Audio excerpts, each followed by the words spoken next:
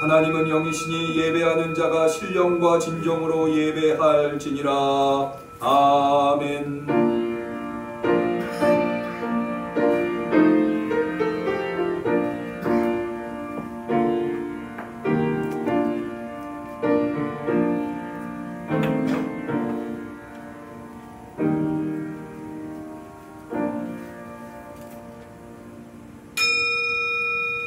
여호와께 감사하며 그 이름을 불러하려며 그 행사를 만민 중에 알게 할지어다.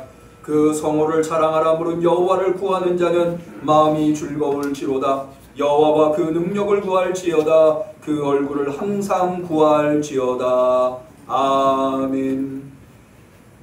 75년 전 이 땅이 일제에 의해서 억압받을 때 이 민족을 불쌍히 여기시고 이 땅에 있었던 부르짖는 그리스도인들의 부르짖음을 들으시사 우리 민족으로 해방을 맞이하게 하신 하나님께 이 시간 그 하나님의 은혜를 구하면서 진심 어린 감사로 우리 응암교회 성도들이 한자리에 모여 예배 드리나이다.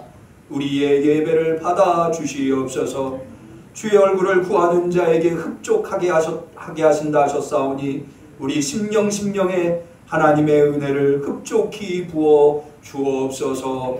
예수님의 이름으로 기도 올리옵나이다. 아멘.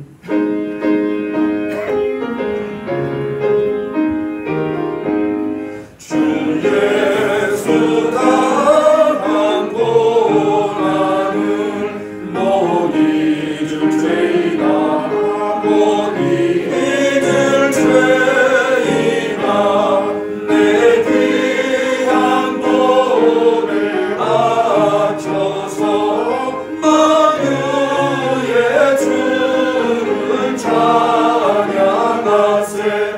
찬양 찬양 찬양 만유의 주 찬양.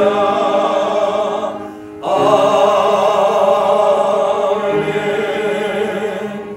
예배의 주인이신 하나님 앞에 우리의 신앙을 고백할 때에 전능하사 천지를 만드신 하나님 아버지를 내가 믿사오며 그 외아들 우리 주 예수 그리스도를 믿사오니 이는 성령으로 잉태하사 동정녀 마리아에게 나시고 본디오 빌라도에게 고난을 받으사 십자가에 못 박혀 죽으시고 장사한 지 사흘 만에 죽은 자 가운데서 다시 살아나시며 하늘에 오르사 전능하신 하나님 우편에 앉아 계시다가 천이로서 산 자와 죽은 자를 심판하러 오시리라. 성령을 믿사오며 거룩한 공예와 성도가 서로 통하는 것과 죄를 사하여 주시는 것과 몸이 다시 사는 것과 영원히 사는 것을 믿사옵나이다. 아멘.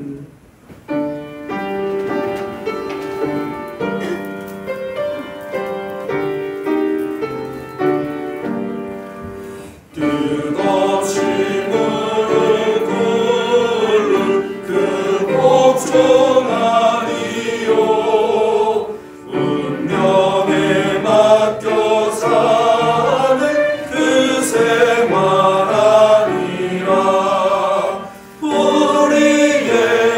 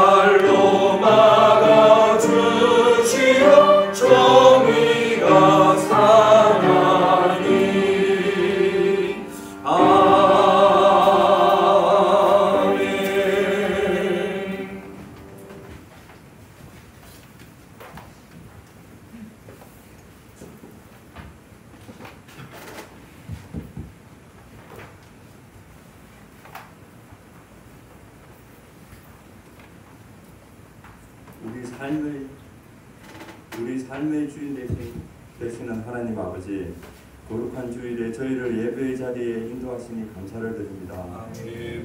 지난 한 주간 우리 응암교회 성도들을 지켜주시고 너는 장맛비에 건강한 몸 허락하셔서 주님 앞에 나오게 해주시니 감사를 드립니다. 해방의 기쁨을 주신 하나님 아버지, 우리 민족의 눈물을 씻겨주시고 묶여진 사슬을 풀어주시고 전쟁의 폐허 위에 오늘의 현실을 이루어주신 은혜에 감사를 드립니다. 하지만 지금 현재 살아가기는 너무나 힘이 듭니다. 세계적으로 각종 질병이 끊임없이 일어나고 있습니다. 점점 어려워지는 경제에 서민들은 어떻게 살아갈지 암울하기만 합니다. 아버지, 믿는 저희들에게 이 어려운 시기가 하루속히 물러나게 하옵소서. 응암교회를 사랑하시는 주님, 많은 비를 주셨습니다. 성전 건축의 기초공사가 어려움이 없게 하옵시옵소서. 주님이 원하시는 성전 건축이 되게 하옵시고 그리하여 응암교회가 말씀의 은혜가 있게 하옵시고 찬양의 기쁨이 있게 하옵시고 기도의 열정이 있게 하옵소서. 전도의 열심이 있게 하옵소서. 소망의 말씀을 전하신 남규 목사님을 기억하시옵고 성령의 능력으로 붙들어 주셔서 말씀을 사모하는 모든 성도들이 새로운 희망이 넘치는 시간이 되게 하옵소서. 시온 찬양대의 찬양을 기뻐 받아 주시옵고 마음이 혹은 몸이 아픈 이에게는 치료의 힘을 주시옵소서. 교회를 위해 헌신하는 사역자와 모든 성도에게 은혜와 물질과 축복이 많이 주시옵소서. 예수님의 이름으로 기도드렸습니다. 아멘.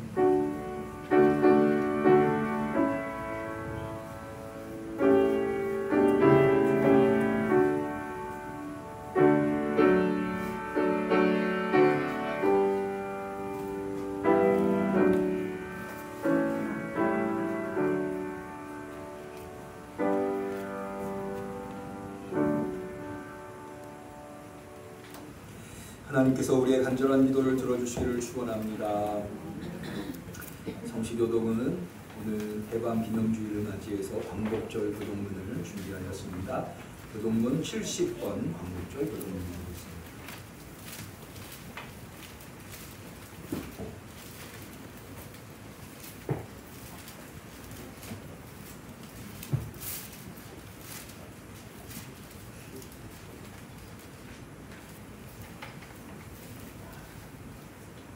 교독문 70번 광복절. 내가 여호와를 찬송하리니 그는 높고 영화로우심이요 여호와는 나의 힘이요 노래시며 나의 구원이시로다. 여호와여 주의 오른손이 권능으로 영광을 나타내시니이다. 여호와께서 시온의 포로를 돌리실 때에 우리가 꿈꾸는 것 같았도다. 그때 우리에게는 웃음이 가득하고 우리 혀에는 찬양이 찼었도다. 열방 중에서 말하기를 여호와께서 저희를 위하여 대사를 행하셨다 하였도다. 여호와께서 우리를 위하여 대사를 행하셨으니 우리는 기쁘도다. 그가 맹하던 백성이 큰 빛을 보고 사망의 그늘진 땅에 거하던 자에게 빛을 비추어라. 참니다. 주께서 이 나라를 창성케 하시리라. 아멘. 하나님의 말씀은 출애굽기 15장 21절 한 절이 되겠습니다.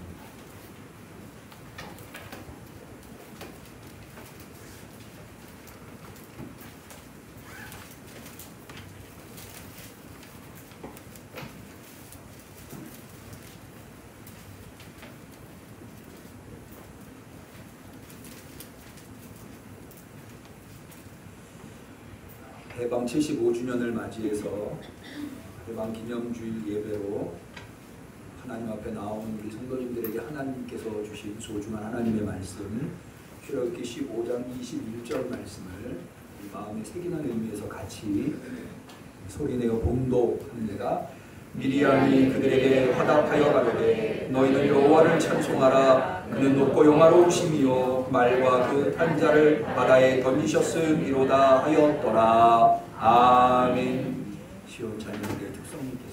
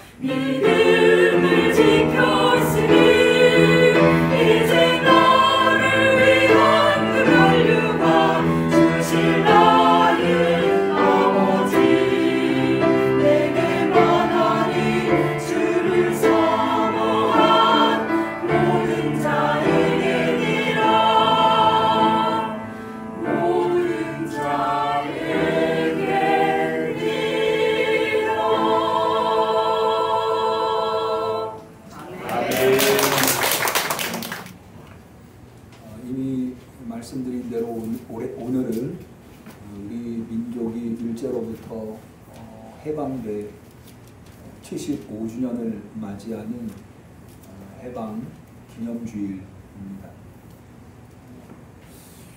우리 교단은 이 해방 기념주일을 맞이해서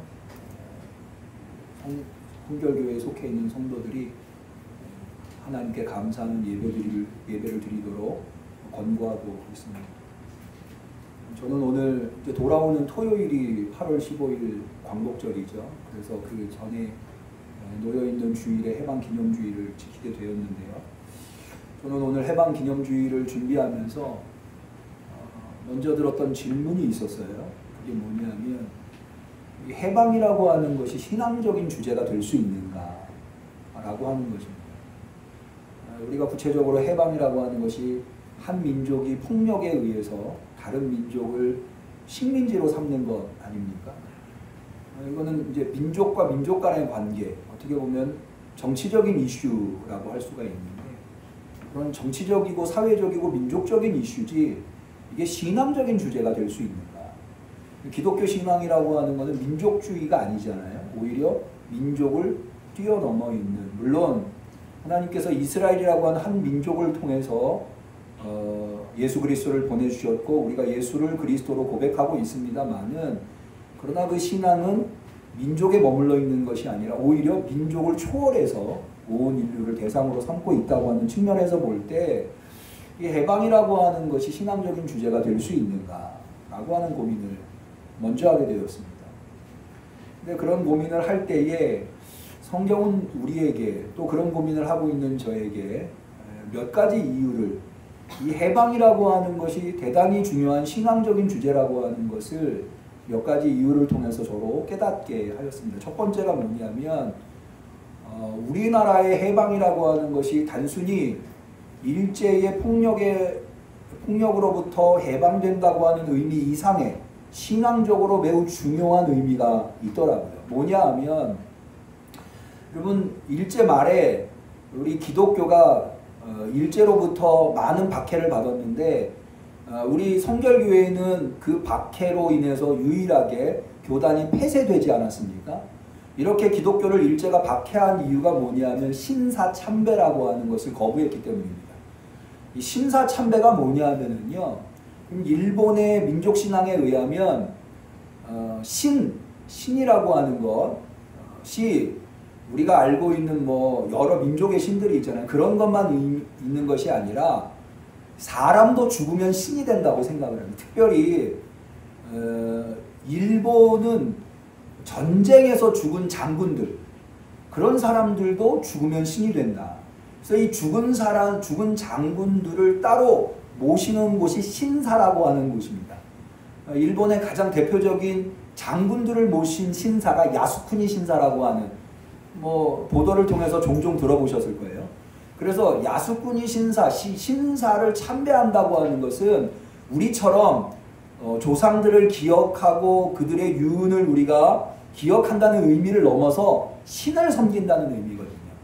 그러니까는 일제가 신사 참배를 기독교인들한테 요구할 때 그걸 수용할 수 없었던 거예요. 신앙적인 이유 때문에. 왜 그렇습니까? 우리 기독교 신앙은 참배할 수 있는, 경배할 수 있는 하나님은 오직 여호와 하나님 한 분뿐이라고 하는 고백이 있기 때문에, 그리고 십계명의 첫 번째 계명이 무엇입니까? 나 외에 다른 신을 섬기지 말라고 했기 때문에 이 신사 참배를 받아들일 수 없었던 거죠. 그러니까는 75년 전에 이 일제로부터 우리 민족이 해방되는 것은 단순히 정치 권력이 우리로부터 떠나갔다고 하는 의미 이상으로 신앙인들한테는 우리의 기독교 신앙을 자유롭게, 또 이제는 편하게 아무 문제 없이 지켜낼 수 있다. 그러니까 민족의 해방이 곧 신앙의 해방이었다 라고 하는 측면에서 이 해방이라고 하는 것은 우리 민족에게만큼은 굉장히 중요한 의미를 가지고, 신앙적인 의미를 가지고 있다. 두 번째로는, 여러분 우리가 잘 알다시피 우리가 75년 전에 어떻게 해방을 맞이했습니까? 물론 우리 민족은 다른 민족에 비해서 일제로부터 해방되기 위해서 많은 독립운동을 했습니다. 여러분들이 잘 알고 있는 3.1절이라고 하는 독립운동은 사실 타민족에게서는 발견해 볼 수 없는, 그때까지만 해도 1919년 3월 1일 날 있었던, 이것이 사실 중국을 넘어서 인도에까지 이 많은 독립운동에 영향을 주었었던 그런 독립운동이었습니다. 그럼에도 불구하고 우리 민족의 독립운동만 가지고는 해방할 수 없는 한계가 있었죠. 그랬다가 이 미국이 나가사키와 히로시마에 원폭을 하면서 갑자기 독립을 맞이하게 되지 않았습니까? 당시에 우리 민족은 이것이 하나님에 의해서 이루어진 해방이라고 말할 수밖에 없었던 것은 이것이 미국에 의해서 이루어졌기 때문이라는 거죠. 왜냐하면 당시에 우리나라에 들어왔었던 대부분의 선교사님들이 미국에서 오신 선교사님이었거든요. 근데 그 미국에 의해서 우리나라가 해방을 맞이했기 때문에 미국이 일본을 패전시켰기 때문에 해방을 맞이해서 이것은 신앙적인 요소로밖에는 이해할 수 없는, 그러니까는 하나님의 해방을 주신 것이다 라고밖에는 고백할 수 없는, 평가할 수 없는 이유가 있었던 거죠. 그런데 이런 현실적인 우리나라가 1945년에 해방을 맞이할 때 그것은 신앙적인 해방이었고 하나님에 의해서 이루어진 것이라고 하는 것보다도 이 해방이라고 하는 주제가 신앙적 주제라고 하는, 아주 중요한 신앙적 주제라고 하는 보다 더 근본적인 이유가 있다고 하는 겁니다. 그 이유가 바로 오늘 우리가 읽은 출애굽기 15장 21절에서 발견해 볼 수 있는데, 이 부분을 오늘 조금 더 살펴보고자 합니다. 오늘 우리가 읽은 출애굽기 15장 21절은 미리암이 모세를 지도자로 해서 애굽에서 나온 이스라엘이 홍해를 건너고 난 다음에 이 모세가 하나님을 찬양합니다. 그 찬양에 미리암과 함께한 여자들이 미리암을 대표로 해서 화답하는 내용이 바로 오늘 우리가 읽은 21절에 나와 있는 너희는 여호와를 찬송하라 그는 높고 영화로우시며 말과 그 탄자를 바다에 던지셨음이로다 라고 하는 찬양인데요. 이 찬양은 앞서 말씀드린 대로 홍해 사건 이후에 모세가 하나님을 찬양한 것에 화답한 찬양인데, 이 구절, 이 출애굽기 15장 21절의 구절이 명백하게 하나님의 해방을, 이스라엘이 애굽으로부터 해방된 것을 찬양하는 내용이라고 하는 거죠. 그런데 단순히 그것으로 끝나는 것이 아니라 이 출애굽기 15장 21절의 이 말씀은 우리가 가지고 있는 성경 전체에서 가장 오래된 하나님의 말씀, 신앙 고백이라고 모든 성서학자들이 평가를 하고 있습니다. 그 이유가 세 가지 정도인데요. 첫 번째는 이 신앙 고백이 찬양의 형태로 되어 있다는 거예요. 여러분, 모세오경이, 여러분 구약성경, 신약성경보다 구약성경이 먼저 기록되었죠. 그리고 구약성경 중에서도 예언서가 있고 또 성문서, 예를 들어서 시편이랄지 잠언이랄지 전도서 이런 것들 성문서라고 하는데 성문서가 있고 모세오경이 있습니다. 그런데 이런 것들 중에 제일 먼저 기록된 성경을 모세오경이라고 봅니다. 그런데 이 모세오경도 주로 모세가 전달해 준 자료에 의해서 만들어진, 모세가 쓴 자료에 의해서 모세오경이 기록됐다고 보는데, 그 자료들이 한날 한순간 딱 생긴 것이 아니라 오랜 기간을 걸쳐서 형성되었다고 하는 거죠. 그래서 모세오경 안에는 다양한 시대의 자료들이 들어와 있는데요. 그 중에서도 모든 성서학자들이 일치해서 보는 가장 오래된 자료, 그것이 뭐냐면 바로 출애굽기 15장 21절 여기 나와 있는 너희는 여호와를 찬양하라 그는 높고 영화로우시며 말과 그 탄자를 바다에 던지셨음이로다 라고 보고 있다는 겁니다. 그런데 여기에는 그냥 아무렇게나 한 것이 세 가지 이유가, 첫 번째는 이것이 찬양의 형태로 되어 있기 때문인데, 왜냐하면 여러분 고대에서는요 어떤 것이 이렇게 후대에 전달되는 가장 대표적인 방법이 뭐였냐면, 오늘날은 그것을 글로 써가지고 자료로 남기잖아요.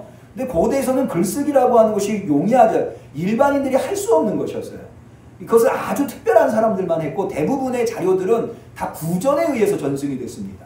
근데 구전에 의해서 전승이 되다 보니까 자료들이 변형, 시대가 달라지고 사람들이 달라지면서 그것을 전승하는 사람들이 변형해서 전승을 하게끔 할 수밖에 없게끔 되어 있었던 거죠. 그런데 그런 변형들이 그래도 일어나지 않는, 원형이 그대로 보존되어 전승되는 문학 장르가 뭐냐면 바로 노래라고 하는 거예요.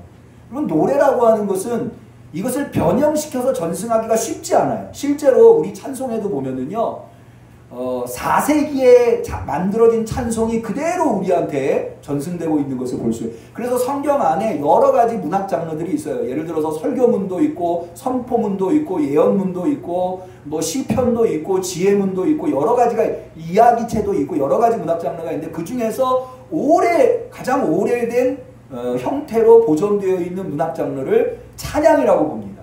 그런데 성경에는 많은 찬양의 내용들이 나오는데 그 중에서 특별히 이 미리암의 찬양을 가장 오래된 찬양으로 보는 이유는 이게 가장 짧은 형태의 찬양이라고 하는 거예요. 한 구절밖에 안 되죠. 내용도 사실은 정확하게 얘기하면 두 종류입니다. 뭐냐면 그는 높고 하나님에 대한 신앙 고백 찬양인데요. 그는 높고 영화로우시며 말과 그 탄자를 바다에 던지셨음이로다. 이 두 가지 내용을 사실은 또 하나죠. 그가 말과 탄자를 바다에 던지셨기 때문에 그는 높고 영화로우신 분이다 라고 하는 고백이거든요. 근데 이 고백, 이 짧은 고백문이 사실은 성경 안에 다양한 형태로 반복 재생산되어 나타납니다. 그걸 어디서 발견해 볼 수 있는가 하면 우리가 읽진 않았습니다만은 출애굽기 15장 1절을 한번 보실까요? 모세가 홍해를 건너고 난 다음에 이루어진 사건, 이루어진 찬양, 거기 이렇게 기록되어 있어요. 이때에 모세와 이스라엘 자손이 이 노래로 여호와께 노래하니, 이때라고 하는 것은 홍해를 건너고 난 다음에 하나님께 노래했다는 거예요. 뭐라고 노래했니? 내가 여호와를 찬송하리니 그는 높고 영화로우시며 말과 그 탄자를 바다에 던지셨음이로다. 아까 미리암이 했었던 찬양과 똑같은 찬양의 내용이 나오죠. 사실 그 뒤에 2절에서부터 여호와는 나의 힘이시오 노래시며 나의 구원이시로다. 여호와는 용사시니 여호와는 그의 이름이시오 그가 바로의 병거, 그러면서 쭉 나오는 찬양의 내용이 어떻게 보면 그는 높고 영화로우시며 그가 말과 그 탄자를 바다에 던지셨다라고 하는 이 짧은 찬양 신앙 고백을 확장한, 더 늘려놓은, 설명해놓고 풀어놓은 내용에 불과하다는 거죠. 이 출애굽기 15장에도 이 그는 영화로우시며 크고 영화로우시며 높고 영화로우시며 그 말과 그 탄자를 바다에 던지셨다라고 하는 것이 두 번이나 반복해서 나올 뿐만 아니라 시편에도 보면 이 홍해 사건이 거듭거듭 아마도 가장 많은 빈도수로 하나님을 찬양하는 내용으로 나오는 것을 볼 수가 있습니다. 그렇기 때문에 이 찬양이 가장 오래되고 가장 원초적인 하나님에 대한 신앙 고백, 그러니까 정리해서 이야기를 해보면은요, 이스라엘에게 있어서 가장 원초적인 하나님에 대한 신앙 고백, 여러분 우리가 성경에서 구약 성경에서 만나는 하나님에 대한 신앙 고백이 다양하게 있죠. 여러분 잘 알고 있는 대로 여호와 샬롬, 하나님은 평화다, 잘 알고 계시죠. 또 여호와 이레, 많이들 은혜를 받으시죠. 아브라함이 아들 이삭을 하나님 앞에 바치려고 할 때 하나님이 이미 준비하셔서 그 이후로부터 하나님을 여호와 이레다 이렇게 고백을 하지 않습니까?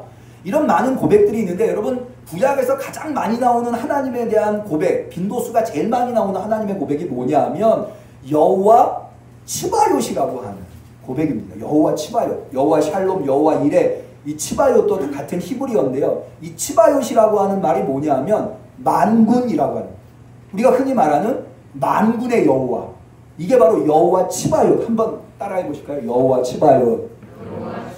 네, 이건 뭐 히브리어지만 제가 굳이 하자고 한 이유가 여호와 샬롬, 여호와 이레 이렇게 말하기 때문에 여호와 치바요트 한번 이렇게 해본 건데, 이 여호와, 만군의 여호와라고 하는 이 고백이 가장 빈번하게 구약 성경에서 나오는데, 이 만군의 여호와라고 하는 것이 원래 어떤 의미냐면 강한 용사로서의 하나님이다 라고 하는 의미.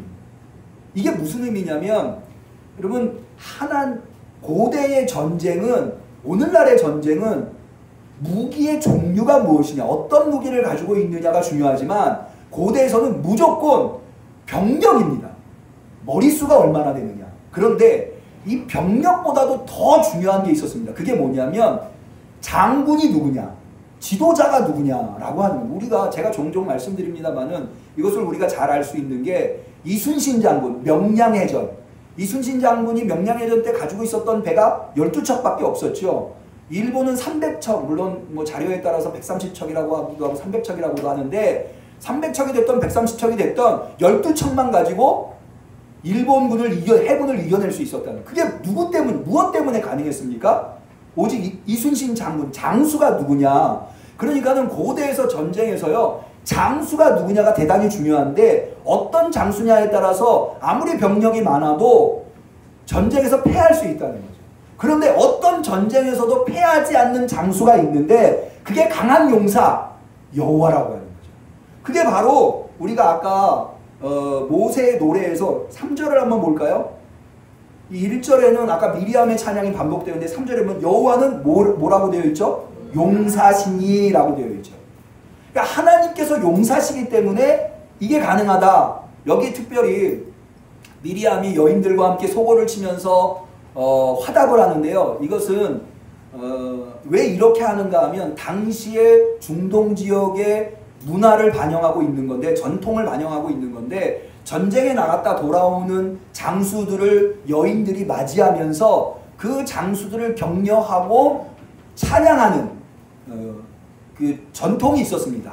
그것을 우리가 성경에서도 발견해 볼 수 있는데, 사무엘상 18절에 보면은 블레셋과 사울과 다윗이 연합해서 블레셋과 싸워서 승리를 하고 돌아옵니다. 그때 여인들이 춤을 추고 소고를 치면서 이들을 찬양하는데요. 사무엘상 18장 7절에 6절에 보면 무리가 돌아올 때, 곧 다윗이 블레셋 사람을 죽이고 돌아올 때에 여인들이 이스라엘 모든 성에서 나와서 노래하며 춤추며 소고와 경쇠를 가지고 왕 사울을 환영하는데, 여인들이 뛰놀며 창하여 가로되 사울의 죽인 자는 천천히요 다윗은 만만히로다 한지라. 이렇게 노래를 하거든요. 그러니까 이 노래 때문에 사울이 다윗을 질투하게 되는 계기가 되죠. 어쨌든 이 전쟁에서 치열한 전투를 하고 돌아온 용사들을 격려하는 차원에서 이렇게 여인들이 하는데, 대부분은 이런 노래의 찬양의 대상은 용사입니다. 전쟁터에 나가서 싸운 군인들. 그런데 미리암의 찬양에는 누가 찬양의 대상이에요? 여호와가. 그러니까는 이것은 뭘 의미하냐면, 이 홍해를 가르고 애굽을 쳐서 이스라엘을 구원한 이 해방하신 분이 누구냐? 하나님이다. 이 전쟁의 용사, 승리자는 누구냐? 하나님이다라고 합니다. 그것을 명백하게 어떻게 할 수 있냐? 여기에 말과 그 탄자를 바다에 던지셨다라고 되어 있잖아요. 여기 말과 그 탄자라고 하는 것은 뭐냐면 병거를 이야기합니다. 이 마차를, 그 말이 끄는 마차 위에 타고 있는, 이 고대에서는요, 가장 강력한 무기가 뭐였냐면 병거였다고 해요. 그래서 여러분, 엘리사를 뭐라고 이스라엘의 병거라고 이야기를 하죠.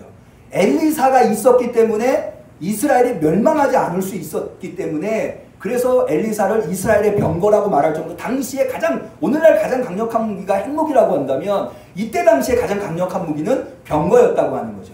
그런데 애굽은 이 병거가 어마어마하게 많았습니다. 그런데 이스라엘은 그 병거를 이길 아무 무기도 없었어요. 근데 이 병거를 바다에 던져, 이런 분이 누구냐? 여호와라는 거죠. 그래서 이 홍해 사건은 여러분, 이스라엘이 애굽으로부터 해방되는 사건을 묘사할 때 두 가지 사건이 언급이 됩니다. 여러분이 잘 아시는 유월절 사건. 이 유월절 사건을 통해서 이스라엘이 애굽에서 나오게 되죠. 그런데 이 유월절 사건보다도 훨씬 더 빈도수가 많게 이 애굽에서부터 이스라엘이 해방된 것을 찬양할 때 언급되는 사건이 바로 홍해 사건이에요. 홍해 사건을 통해서 하나님이 이스라엘을 애굽에서부터 해방시켰다라고 하는 것이 찬양으로 성경 안에서 다양한 곳에서 거듭거듭 언급되는 것을 볼 수가 있습니다. 제가 이 부분을 좀 장황하게 여러분들한테 설명드리는 이유는 이겁니다. 이스라엘이 가지고 있었던 가장 원초적인 신앙 고백. 구약 성경 안에는 다양한 신앙 고백, 아까 말씀드린 대로 여호와 샬롬, 여호와 이레, 여호와 라파, 이런 모든 신앙 고백, 하나님이 누구신가에 대한 신앙 고백에서 가장 뿌리가 되는 신앙 고백이 뭐냐 하면 해방하시는 하나님이라고 해요. 한번 따라해 보실까요? 해방하시는 하나님. 그러니까는 여호와 샬롬도 그렇고 여호와 이레도 그렇고 여호와 만군의 여호와 치바롯도 그렇고 모든 신앙 고백은 어디에서부터 가지치기에서 나온 신앙 고백이냐면 해방하시는 하나님에서부터 나온 거라는, 이게 가장 근본적이고 가장 원초적인 신앙 고백이었다라는 거예요. 사실은 이 신앙 고백이 하나님이 천지를 창조하셨다고 하는 신앙 고백보다도 훨씬 더 원초적인 신앙 고백이에요. 오늘 시간이 없어서 다 말씀을 못 드립니다만은 여러분 하나님이 천지를 창조하실 때 창세기 1장에 보면 윗물과 아랫물로 나누어서 윗물은 궁창이 되게 하고 아랫물 쪽은 바다가 되게 합니다. 그리고 아랫물을 다시 한 곳에 모여서 바다와 육지를 나누는 것을 보실 수가 있죠. 이게 사실은 어디에서 모티브가 온 건가 하면 홍해 사건에서부터 모티브가 온 거예요. 그리고 신약으로 넘어오면 바울이 고린도전서 10장에서 뭐라고 이야기를 하는가 하면 모세와 이스라엘 사람들이 홍해를 건너는 사건을 이 물과 물 사이를 지나서 광야로 나온 해방되는 사건을 뭐라고 묘사하는가 하면 그리스도인들이 세례받는 장면으로 묘사를 하는 것을 볼 수가 있어요. 심지어 구원까지도 이 해방 사건, 홍해 사건을 통해서 고백하고 있다고 하는 것. 이런 모든 이야기들이 다 의미하는 바가 뭐냐 하면 가장 처음에 있었고 가장 원초적이었었던 가장 근본적이었었던 신앙 고백은 해방하시는 하나님이었다. 그래서 이 해방이라고 하는 주제는 다른 종교는 몰라도 불교나 뭐 이스라엘 다른 종교는 몰라도 이스라엘 신앙에 뿌리를 두고 있는 기독교 신앙은 이 해방이라고 하는 것이 아주 중요한 해방하시는 하나님이라고 하는 것이 아주 중요한 주제라고 하는 그렇기 때문에 우리는 하나님의 해방의 은혜를 입은 민족으로서 해방하시는 하나님을 고백하고 해방하시는 하나님의 은혜에 우리의 책임을 다하고 그것을 기념하고 그것을 기리는 것은 대단히 가치 있고 소중한 일이다 라고 하는 겁니다. 두 번째로는 어떤 문제를 해결해야 되는가 하면 좋습니다. 하나님은 해방하시는 하나님 그리고 신앙적인 가치가 그런데 현실적으로 75년 전에 해방이 됐어요. 오늘날 우리는 더 이상 어떤 국가 권력에 의해서 다른 타민족에 의해서 폭력에 의해서 지배받거나 식민지 생활을 하고 있는 게 아니잖아요. 그러니까는 그것을 기억하는 것, 그때 하나님께서 그렇게 해주신 것, 그것을 기억하는 것으로 끝나면 됐지 왜 75년이 지난 지금까지도 그것을 기념하고 이렇게 예배까지 드려야 하는가. 그것을 어떻게 해방하시는 하나님이라고 하는 신앙 고백이 어떻게 오늘날 구체적인 삶 속에서 구현될 수 있는가라고 하는 이 부분이 사실은 또한 해결이 되어야 우리가 진정으로 기념한다고 할 수가 있겠죠. 이것은 뭐와 관련이 있는가 하면 여기에 대한 답을 얻기 위해서는 하나님은 해방하시는 하나님은 왜 이스라엘을 해방하셨는가? 하나님이 이스라엘을 해방하신 이유가 무엇인가?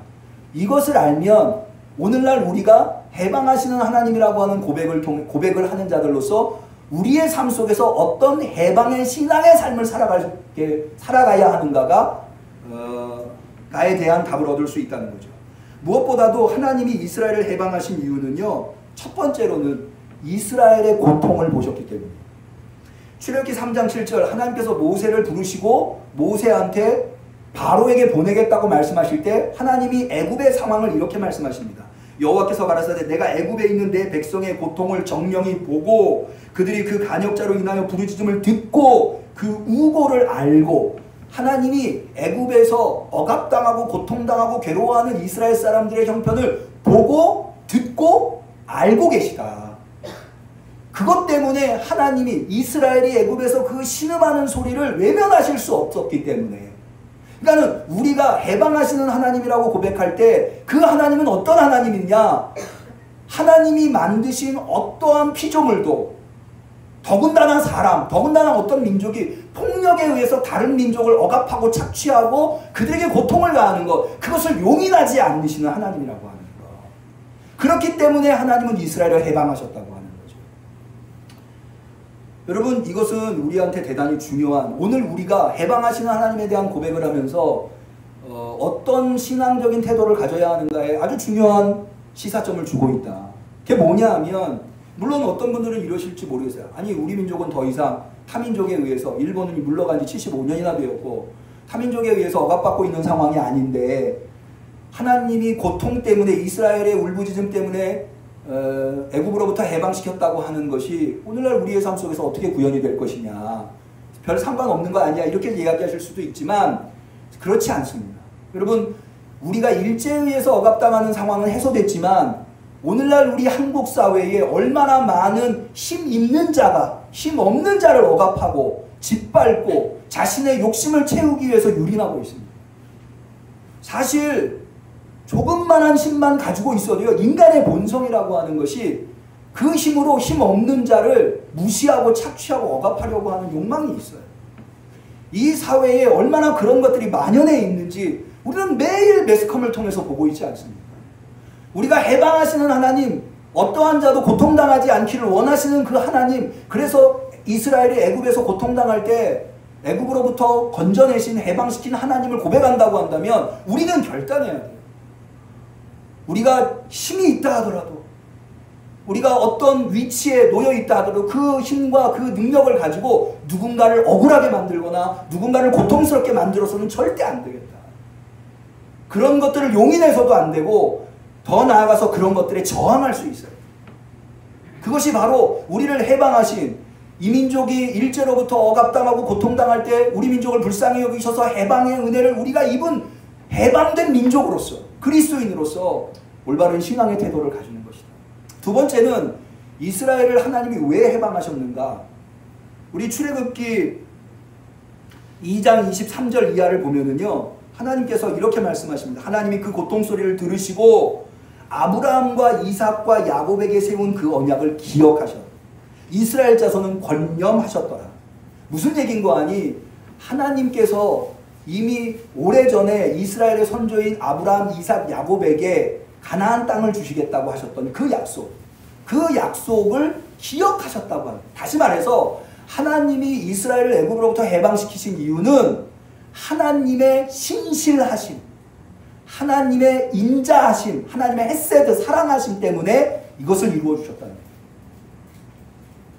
여러분, 사실 하나님께서 이 민족을 해방시킬 때도 마찬가지죠. 저는 이 민족의 해방이 1907년에 있었던 평양 대부흥운동과 결코 분리되어 생각될 수 없다고 저는 봅니다. 그때의 이 민족은 하나님 앞에 자신의 잘못을 회개하고 하나님 앞에 부르짖었던 신앙갱신운동이 일어났습니다. 저는 그것을 하나님께서 기억하셨다고 봐요. 여러분, 우리가 이렇게 하나님의 신실하심과 사랑하심에 의해서 민족의 해방을 맞이했고 그 해방을 기반으로 해서 이렇게 민족적 부흥을 이루었다고 한다면 우리 그리스도인들은 오늘날 그 하나님을 닮는, 그래서 사랑과 신실함이 누구보다도 나타낼 수 있는 신앙적 태도로 살아야 됩니다. 여러분, 이 사회가 갖고 있는 가장 큰 병폐, 이 한국 사회가 병들어가고 있는 이유 중에 가장 큰 이유가 무엇인가? 저는 이것이라고 생각을 해요. 서로를 신뢰하지 못하는, 믿지 못하는. 그래서 패가 나뉘어서 나와 반대편에 있는 사람들이 하는 이야기는 무조건 신뢰할 수 없고 믿을 수 없고 그런 불신, 그것이 이 사회가 병들어가고 있는 가장 중요한 이유가 아닌가. 저는 우리 그리스도인들이 하나님께서 사랑으로 신실하심으로 이스라엘을 애굽에서 건져내셨다고 한다면, 그리고 이 민족을 일제로부터 건져내셨다고 한다면, 그것을 고백한다고 한다면 누구보다도 사랑이 있고 신실함으로 살아갈 수 있는 그리스도인이 되어야 한다고 믿습니다. 저는 해방 75주년 기념주의를 맞이해서 예배드리는 우리 응암교회 성도들이 이 사회에 내 편이 아니라 내 반대편까지도 나를 믿어줄 수 있는, 그 사람은 괜찮은 사람이야, 그 사람은 비록 내 편은 아니지만 그 사람은 믿을 만한 사람이야 라고 인정할 수 있는 이 시대의 빛과 소금의 역할을 감당하는 우리 응암교회 성도님들이 되실 수 있기를 축원합니다. 그런 결단이 우리한테 있을 때 하나님이 베푸신 그 해방의 은혜에 걸맞는 삶을 살아가는 것이다. 마지막으로 하나님께서 왜 이스라엘을 해방시키셨는가? 출애굽기 8장 2절에 보면 하나님이 바로에게, 애굽의 왕 바로에게 모세를 보낼 때 이렇게 말씀하십니다. 여호와께서 모세에게 이르되 너는 바로에게 가서 그에게 이르기를 여호와의 말씀에 내 백성을 보내라. 그들이 나를 섬길 것이니라. 무슨 얘기인 거 아니? 이스라엘을 해방하신 이유는 하나님을 제대로 섬기게끔 하기 위해서 이스라엘을 해방하셨다고 합니다. 여러분, 하나님께서 앞서도 말씀드린 대로 이 민족을 왜 해방시키셨습니까? 저는 신앙적인 이유가 분명히 거기에 있다고 봐요. 신사참배를 요구했었던 일제의 이 폭력적인 억압에서부터 우리 그리스도인들을 해방하셔서 하나님을 올바로 섬길 수 있는 성도로 삼으셨고 신앙인으로 삼으셨다고 저는 믿습니다. 여기 지금 모세를 바로에게 보내면서 내 백성을 보내라. 그들이 나를 섬길 것이니라 라고 말씀하셨던 이 선포가 75년 전에 이 땅에 이루어졌다고 저는 봅니다. 그런데 우리 그리스도인들은 지난 75년간 정말 하나님을 제대로 섬겼나요? 우리가 이 이유를 생각해 볼 때에 하나님을 제대로 섬긴다고 하는 것이 얼마나 소중한 일인가. 여러분, 왜 그런가 하면 이스라엘이 해방된 이유가 하나님을 섬기기 위한. 그래서 이스라엘을 해방하신 하나님은 이스라엘에게 너희는 오직 나만을 섬겨라. 십계명에도 명백하게 얘기해 주고 계시죠. 근데 이스라엘이 가나안 땅에 들어와서 오직 하나님만을 섬겼나요? 하나님의 말씀에 불순종하고 우상을 섬기고 결국 어떻게 됐습니까? 바벨론에 의해서 멸망당하는 것을 보입니다. 여러분, 우리가 지금 누리고 있는 이 번영, 우리가 누리고 있는 이 경제적인 부흥, 하나님이 뭐 때문에 주셨다고 말씀드릴 수 있는가 하면 하나님을 섬기라고 주신 줄로 믿습니다. 이것을 제대로 섬기지 않으면, 그래서 하나님의 은혜가 사라져버리면 이것은 모래 위에 쌓은 성밖에 되지 않아요. 한순간에 무너질 수 있어요. 역사 속에 번영하다가 한순간에 무너진 민족이 얼마나 많고 그런 나라들이 얼마나 많습니다. 저는 우리 민족이 무너지기를 바라지 않아요. 저는 우리 민족이, 우리 그리스도인들이 있기 때문에 반석 위에 세워진 민족과 나라가 되기를 축원합니다. 그리 되기 위해서 우리는 어떻게 해야 되느냐? 해방하시는 하나님이라고 하는 고백과 함께 하나님을 제대로, 하나님을 올바로 오직 하나님만을 섬기겠다고 하는 결단을 할 수 있어야 된다고 봅니다. 그 결단이 있어야 이 민족이 바로 그 반석 위에서 민족의 부흥을 이루어낼 수 있고 이 민족의 미래를 내다볼 수 있다. 오늘 우리는 해방 75주년 기념 감사 예배를 하나님 앞에 드립니다. 하나님이 왜 이스라엘을 해방시키셨고 하나님이 왜 우리 민족을 해방시키셨는지 우리는 분명히 알아요. 해방하시는 하나님, 그 하나님은 어떠한 억압과 폭력도 용인하지 않으십니다. 그것을 누구보다도 가슴 아파하시며 그래서 당신의 독생자 아들까지도 내어주시기까지 인류를 죄와 사망에서부터 구원하신 그 하나님. 그래서 우리는 어떠한 폭력도 행해서는 안 돼요. 누구도 어떤 형태로도 짓밟아서는 안 돼요. 그들을 사랑으로, 그들을 신실함으로 품어주고 이끌어주고 또 하나님을 올바로 섬김으로 말미암아 이 민족이 그 하나님을 올바로 섬기는 반석 위에 우뚝 서서 우리의 후손들한테 자랑스러운 대한민국을 물려줄 수 있는 그런 기초가 될 수 있는 그런 모퉁이 돌이 저와 여러분들이 될 수 있기를 주님의 이름으로 간절히 축원합니다. 기도하겠습니다. 하나님 아버지, 오늘도 귀한 말씀으로 우리에게 깨달음을 허락하여 주시니 참으로 감사드립니다. 하나님은 처음부터 해방하시는 하나님이셨습니다. 그 해방하시는 하나님 앞에 우리가 올바른 신앙 고백을 하기를 원합니다. 하나님의 은혜를 입은 해방된 민족의 그리스도인으로서 하나님 앞에서 올바른 신앙의 삶을 살아가기를 원하여 결단하오니 주여 도와 주옵소서. 이 민족을 하나님을 바로 섬기는 민족의 반석 위에 세워 주시옵소서. 예수님의 이름으로 기도 올리옵나이다. 우리 성도님들이 양해해 주실 것은 요즘 코로나가 교회 안에서 빈번하게 발생을 해서 음식을 나누는 것이 좀 위험한 부분이 있기 때문에 오늘 성찬식은 저와 장로님 두 분만 떡과 잔을 나누는 것으로 온 성도가 같이 참여하되 상징적으로만 그렇게 하는 것으로 이해를 해주시면 감사하겠습니다. 장로님 앞으로 나오시죠.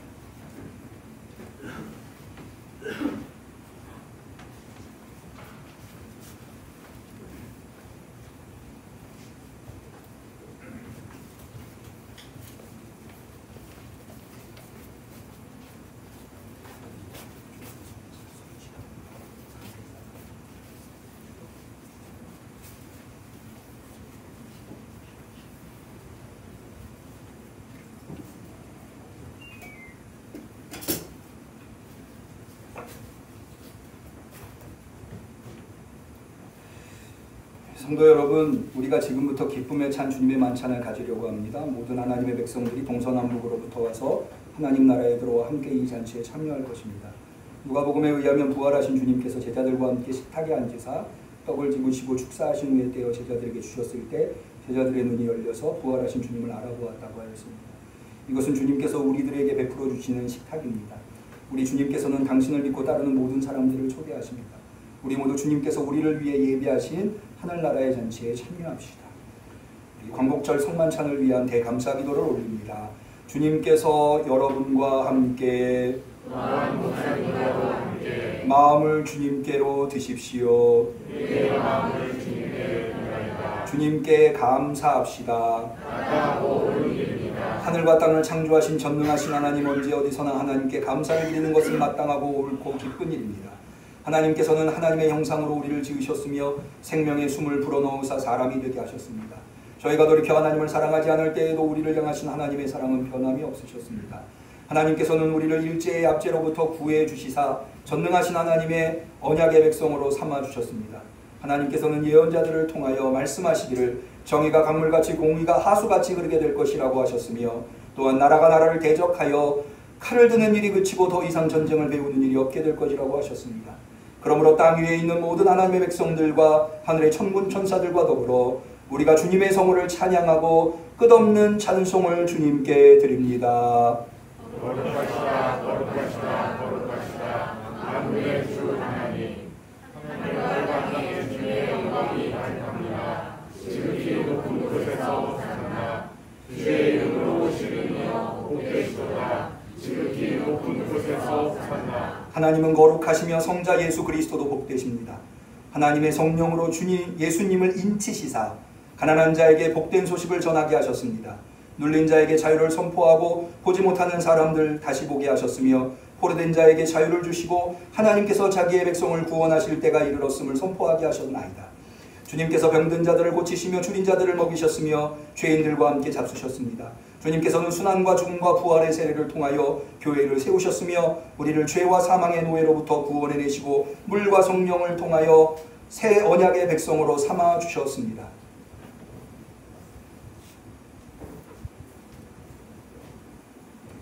우리를 위하여 주님 자신을 주시던 날 밤에 주님께서 떡을 집으사 축사하시며 떼어 제자들에게 주시며 말씀하셨습니다. 받아 먹으라. 이는 너희를 위하여 주는 내 몸이니라. 이것을 행하여 나를 기념하라.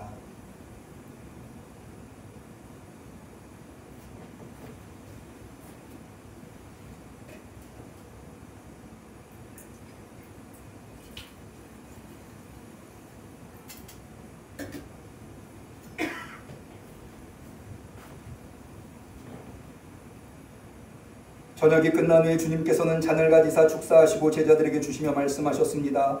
너희가 모두 이것을 받아 마셔라. 이는 너희와 많은 사람의 죄를 사하려고 흘리는 바 나의 피 곧 새 언약의 피니라. 너희가 마실 때마다 이것을 행하여 나를 기념하라.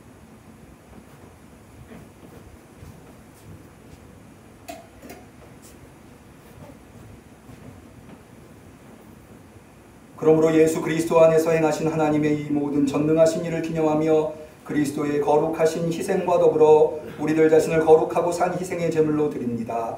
이 신앙의 신비를 우리가 선포할 때에 주님께서 죽으셨습니다. 주님께서 부활하셨습니다. 주님께서 다시 오십니다. 오 주여, 이 자리에 모인 우리들과 이 예물들 위에 주님의 성령을 부어주시사 이 떡을 떼고 이 잔을 마실 때에 살아계신 그리스도께서 이 자리에 함께 하심을 우리가 알게 하옵소서. 그리스도의 피로 구원받은 우리가 이 떡과 잔을 통하여 새로워지게 하시고 장차 천국에서 하나님과 함께 주님의 식탁에서 영원히 먹게 될 때까지 우리를 주님의 은혜 가운데 보존하여 주시옵소서. 그리스도를 통하여 그리스도와 함께 그리스도 안에서 성령의 하나 되게 하심으로 모든 존귀와 영광이 세세토록 주님께 있사옵나이다. 아멘.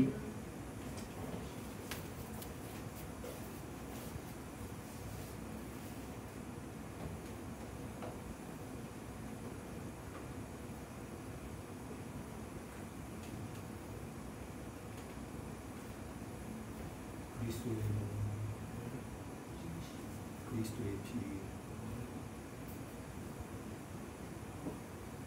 그리스도의 몸, 그리스도의 피.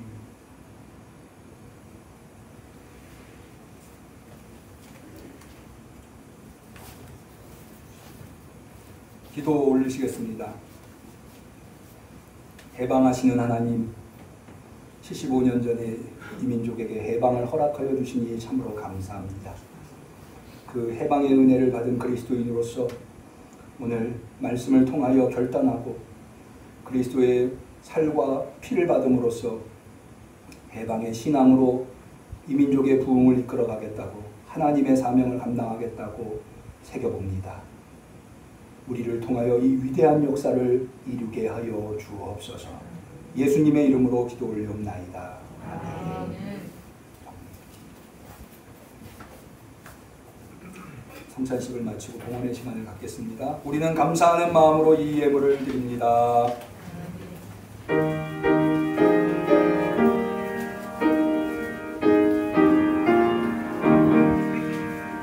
믿는 사람들은 운명 같으니 앞에 가신 주를 따라갑시다. 우리 대장 예수 길을 가지고 적절하는 곳에 가신 것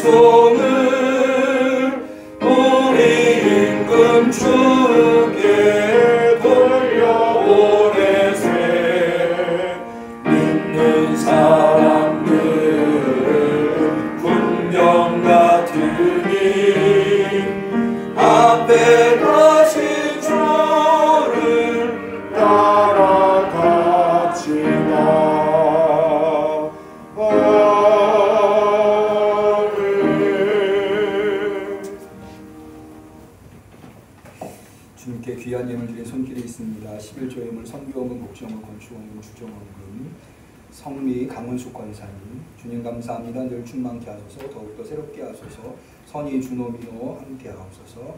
선희 출산을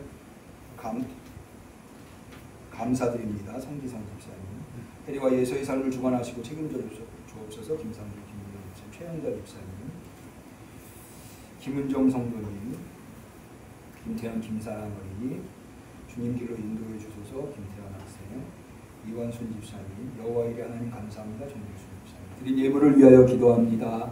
하나님 아버지 감사합니다. 많은 사람들이 물질 때문에 신음하는 이 시대에 우리로 주님께 드릴 물질이 손에 있게 하심을 참으로 감사를 드립니다. 감사하는 마음으로 기쁨으로 주께 구별하여 드렸사오니 흠양하여 주시옵시고 이 물질이 사용되는 곳에서 더 많은 이들이 구원을 얻게 하여 주옵소서. 또한 이 예물을 드린 손길 축복하여 주시옵시사 그들이 손으로 하는 일마다 하나님의 은혜가 넘치게 하여 주시옵시사. 많은 사람들이 물질만 섬기며 살아가고 있는 사람들에게 우리 응암교회 성도들이 귀감이 되게 하여 주시옵소서. 간절히 축복하며 감사하며 예수님의 이름으로 기도 올리옵나이다. 아멘.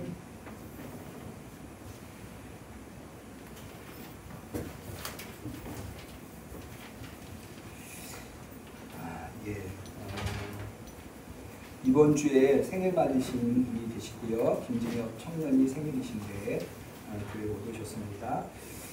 교회 소식을 말씀드리도록 하겠습니다. 다음 주에 우리 기관장위원회 모임을 가진다고 합니다. 주보에 기관장들의 명단을 수록해 놓았는데 참고하시고 다음 주일 오전 예배 후에 모여서 좋은 논의를 나눠주시면 좋겠습니다. 우리 김승희 성도님 주연 주상금 권사님 따님이신데 사실 한 3주 전에 귀한 딸 정루아라고 하는 귀한 딸을 출산하셨습니다. 그래서 오늘 주보에는 광고가 안 나왔습니다만은 주상금 권사님께서 우리 성도들이 이를 위해서 기도 많이 해주셔서 감사하다고 떡봉헌을 해주셨습니다. 예배를 마치시고 떡을 나누실 때 기쁨 나눠주시고 건강할 수 있도록 기도해 주시면 감사하겠습니다. 뿐만 아니라 또 우리 성지선 집사님, 따님 되시는 이선희 성도님께서 지난주 월요일날 아들을 출산하셨습니다. 이름이 김준혁이라고 하네요. 근데 이 아기가 조금 몸이 안 좋다고 합니다. 그러나 하나님의 은혜로 건강하게 될 줄로 믿습니다. 위해서 기도해 주시기를 바랍니다.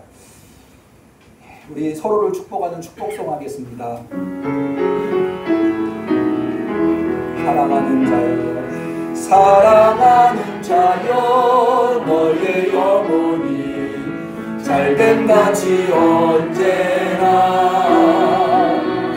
범사에 잘 되고 강건한 일을 내가 간구하노라. 우리 하나님께 영광을 받겠습니다. 서로 인사하시죠. 건강하세요. 좋은 일이 있을 겁니다.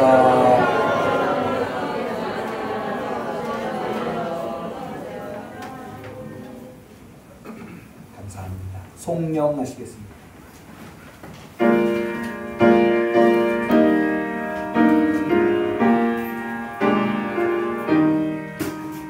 성부 성자와 성령 영원히 영광 받으옵소서. 태초로 지금까지 또 이리 영원무궁 영광 영광 아멘 아멘. 해방하시는 예수 그리스도의 은혜와 하나님 아버지의 사랑과 성령님의 교통하심 충만하심 역사하심이 75년 전에 이 민족에게 은혜로 해방을 베푸신 하나님을 고백하면서 그 은혜에 책임을 다하는 성도, 그 은혜에 책임을 다하는 교회가 되기로 결단하는 우리 응암교회 성도들 머리머리 위에, 우리 응암교회 위에, 이 나라 이 민족 위에 지금부터 영원까지 함께 하시기를 간절히 축원하옵나이다. 아멘.